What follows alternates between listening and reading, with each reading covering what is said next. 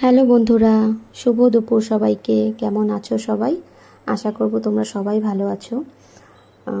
আমার অন্য আরও একটি ভিডিওতে তোমাদের অনেক অনেক স্বাগত জানাচ্ছি। তো এটা ছিল শনিবারের ব্লগ, নিরামিষ রান্নাবান্না। ঢেঁকি শাক রান্না হবে, পনির আর সঙ্গে আমের চাটনি। যাই হোক, স্পেশাল কিছু নয় আজকের রান্না, তাই ভাবলাম রান্না চলাকালীন তোমাদের সাথে কিছু কথা শেয়ার করি। ভেবেছিলাম আলাদাভাবে ভিডিও করব, তারপর ভাবলাম না, ব্লগে সেটা শেয়ার করাই ভালো, আলাদাভাবে না করে।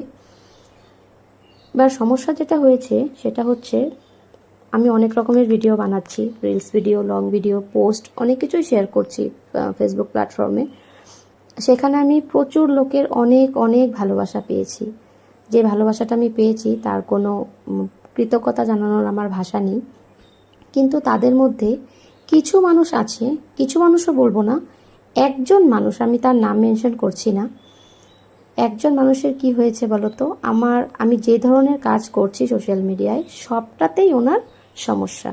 লোকের একটা দুটো ব্যাপারে সমস্যা থাকলে সেটা বোঝা যায়, কিন্তু ওনার কি বলতো, আমার সব পোস্টেই, রিলসে বা ভিডিওতে ওনার সমস্যা।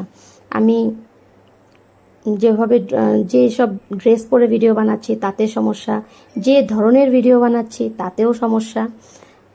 তোমরা সবাই জানো, যারা স্টার উপহার পেয়েছো সবাই জানো যে স্টার রেকগনাইজ ভিডিও বানাতে হয়। তো আমি সেই ভিডিওটা বানিয়েছিলাম, রেকগনাইজ ভিডিও অনেকগুলো বানিয়েছি।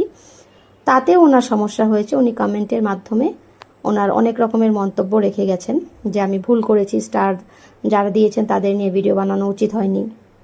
গেল।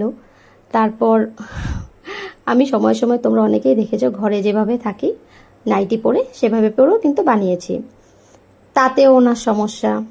এবার ভিডিওতে যে সমস্ত কথা বলছি সেগুলো ওনার অসুবিধা হচ্ছে। আচ্ছা তোমরা বলো তো, যে আমার মধ্যে কি তোমরা কোনো রকমের খাদ দেখতে পেয়েছো আমার কথাতে বা আমার পোশাক আশাকে বা আমার ভিডিও স্টাইলে?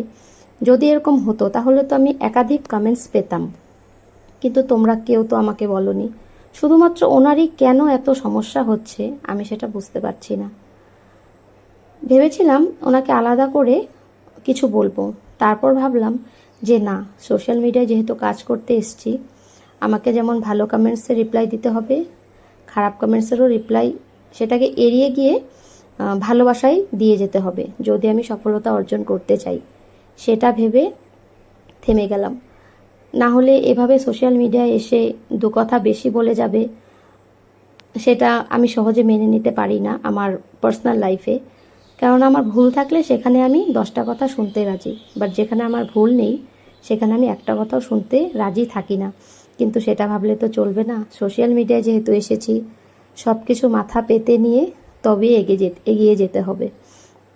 তো ওনার কথা আর আমি মনে মনে ঠিক করেছি যে ওনার বিষয়ে বা ওনার কমেন্টসের বিষয়ে, ওনার মতামতের বিষয়ে আমি আর মাথা ঘামাবো না।